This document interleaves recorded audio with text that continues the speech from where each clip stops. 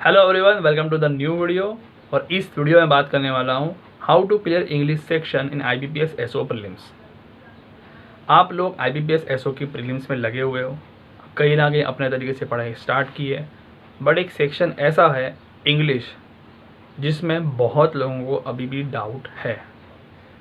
तो अभी मेरे सामने दो लोग बैठे हैं, एक जो बहुत सारे एग्ज़ाम दे चुके हैं बट अनफॉर्चुनेटली क्लियर नहीं हो पा रहा है, और दूसरे ऐसे लोग जो एकदम फ्रेश फर्स्ट एग्ज़ाम देंगे इस साल के एंड में। दोनों स्टूडेंट्स ध्यान दें, और जो वो फर्स्ट टाइम और जो बिगिनर्स है वो खासा ध्यान दें। देखो, एक चीज़ आप पहले समझो, जब भी आप कोई गेम खेलने जाते हो, game in the sense exam, okay, कि IBPS SO प्रीलिम्स में खेलने जाओगे, पहले वो गेम का सीन क्या है। देखो, 50 क्वेश्चन आएंगे इंग्लिश में, जिसका कन्वर्जन होकर 25 में आएगा। तो शायद अगर आप लोग कहोगे कि हर 2 क्वेश्चन करने पे 1 मार्क, ठीक है। सबसे पहला पॉइंट आपको ये याद रखना है कि आप लोग पहले दिमाग में ये सोच के नहीं जाओगे कि सर हम 50 के लिए जाएंगे। आप में से कुछ लोगों को पता ही होगा, स्पेशली एक्सपीरियंस लोगों को, कि 50 होंगे भी नहीं, क्योंकि कहीं ना कहीं आपके थोड़े डाउट्स भी रहेंगे नेगेटिव मार्किंग की वजह से। लेकिन एक चीज़ आप समझो कि आप 50 पहले ही सोच के नहीं जाओगे, क्योंकि आपको एक्यूरेसी के लिए जाना है। कुछ लोगों के दिमाग में गलत सी बात बैठ गई है, से ज़्यादा करेंगे एकदम कूल लगेगा, फिर उसमें से थोड़े से कम रॉन्ग होंगे, देन फिर हमारे आंसर्स राइट होंगे। इस तरीके से अगर आप करते हैं तो मैं बताता हूँ आप लोग थोड़ा सा गलत राह पे हो। मेंटालिटी ये मत रखना कि हम लोग ज़्यादा करेंगे। मेंटालिटी ये होनी चाहिए, एक्यूरेसी होनी चाहिए।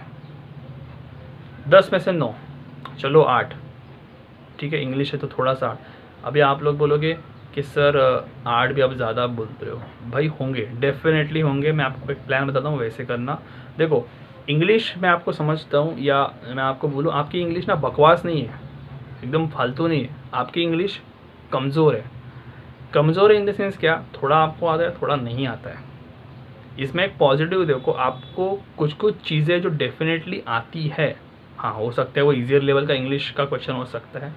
लेकिन इसमें आप एक चीज़ करो, जब भी आप ये मॉक टेस्ट ये क्वेश्चंस, मान लो कि पैरा जंबल्ड, ये सेंटेंस एरर करेक्शन सॉल्व करते हो, 10 क्वेश्चन 20 क्वेश्चन, तो आपने चेक करने के बाद पीछे आंसर्स देखते हो ना, ये राइट ये रॉन्ग गया। वो राइट गया या रॉन्ग क्यों गया, इसका रीज़न भी पढ़ो, क्योंकि ये आप और कुछ नहीं, ग्रामर ही सीख रहे हो। फॉर एग्जाम्पल मान लो मैंने 10 मार्क का टेस्ट दिया, सॉरी 10 मार्क का टेस्ट दिया और 7 मेरे करेक्ट है, 3 रॉन्ग गए, ठीक है। तो सबसे पहले जो 3 रॉन्ग गए ना, मैं उसका रीज़न ढूंढ के अपने नोट्स में लिखूंगा, literally with pen and paper, क्योंकि वो 3 जो भी ग्रामेटिकल रूल थे वो मुझे पता नहीं थे, ठीक है। तो आप सॉल्व भी कर रहे हो, मान लो कि फिलर्स कर रहे हो तो फिलर सॉल्व भी हो रहे, ये हो रहे, और बाकी के साथ एक चीज़ याद रखना, बाकी के साथ को ऐसे मत सोचना यार मुझे आ गया, नहीं, वो 7 भी करेक्ट क्यों आई वो भी रीज़न पढ़ो, नॉलेज आपका ही एनहांस होगा। क्योंकि हम घूम फिरा के फिर बात करते हैं इंग्लिश को इम्प्रूव कैसे करें, इंग्लिश को इम्प्रूव कैसे करें। देखो, एक छोटी छोटी चीज़ें होती है। बहुत लोगों की इंग्लिश इसीलिए थोड़ी बहुत अच्छी है क्योंकि वो इंग्लिश में क्रिकेट कॉमेंट्री सुनते हैं, WWE जो है वो इंग्लिश में सुनते हैं, तो उनकी थोड़ी बहुत वोकेबलरी पकड़ लेती है। ये थोड़ा थोड़ा कंट्रीब्यूशन हर जगह से आता है। अगर अभी आज के दौर में सोशल मीडिया है तो बहुत सारी चीज़ें हम इंग्लिश में ही पढ़ते हैं, तो ये सब चीज़ें अपनी जगह पे। लेकिन जब मैं आपको बात कर रहा हूँ ग्रामर की, आप ग्रामर जब सॉल्व करो इसी तरीके से सॉल्व करना, डेफिनेटली आपको हेल्प करेगा।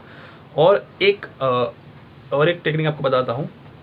कभी कभी क्या होता है, आप क्वेश्चन सॉल्व कर रहे हो, ठीक है, तो ABCD, AB तो नहीं है, कुछ रीज़न से AB नहीं, आप डैम श्योर हो, फिर CD और E नन ऑफ दिस वगैरह, लेकिन आप CD में कंफ्यूज हो, तो आप क्या करो पता है, जब ऐसी सिचुएशन जब आती है तो you have to apply the rule of elimination. Elimination rule का क्या होता है कि देखो, हमारा काम क्या है, 5 में से 1 करेक्ट निकालना, जो सबको पता है, लेकिन उल्टा करा करो। आप लोग आंसर्स जो आप करते हो कि कौन सा नहीं बैठेगा उसको एलिमिनेट करो। और जैसे मैंने कहा कि आप लोग जब 2 आंसर या 3 आंसर निकालोगे, तो हाँ, मैं कहता हूँ कि हर बार आप गट फीलिंग सही होगी या नहीं, लेकिन कुछ कुछ जगह पे डेफिनेटली करेक्ट होगी। और उस चीज़ को ये 2-3 महीने जो बचे उसमें इम्प्रूव करो। मैंने कहा ना, आपकी इंग्लिश बकवास या थर्ड क्लास नहीं है, थोड़ी सी कमज़ोर है, उसको सिर्फ आपको एक राह पता होनी चाहिए कि विच वे हैव टू गो। वैसे करोगे तो डेफिनेटली इम्प्रूव होगा। देखो, सब लोग ना एक ही तरीके से पढ़ रहे हैं। मैं गेम की बात करूँ, सब लोग एक ही तरीके से पढ़ रहे हैं। आइदर वो किसी कोचिंग से पढ़ रहे, किसी यूट्यूब चैनल से पढ़ रहे, या फिर अगर खुद ही टैलेंटेड हो तो कोई बुक्स वगैरह से पढ़ रहे, किसी भी सोर्स से पढ़ रहे। आप भी किसी ना किसी इस कैटेगरी में हो। लेकिन पॉइंट ये है, आप अपनी प्रिपरेशन में डिफ्रेंशिएट क्या कर रहे हो। कभी भी याद रखना, आप जब तक ऐसी एग्ज़ाम्स में कॉम्पिटिटिव में अपने आप को डिफ्रेंशिएट नहीं करते हो अपने कॉम्पिटिटर्स से, तो आप नोटिस नहीं होगे। तो अपने आप को डिफ्रेंशिएट करना सीखो। जब भी जाओगे, रीडिंग कॉम्प्रिहेंशन ये चीज़ ऐसी है जो आपको सबसे लास्ट करनी है। बिगिनर्स लोग खासा ध्यान दें, क्योंकि आरसी में आपको डेफिनेटली पढ़ना पड़ता, और पढ़ने के बाद जो आप डिसीजंस लोगे कि ये सही है या गलत है, तो उसमें टाइम वेस्ट होता है। तो जो भी ये चीज़ें हैं ना, fillers, spotting error, sentence correction, cloze test, और बाद में अगर पैरा जंबल्ड भी अगर उन्होंने दिया, ये चीज़ों को पहले प्रायोरिटी दो।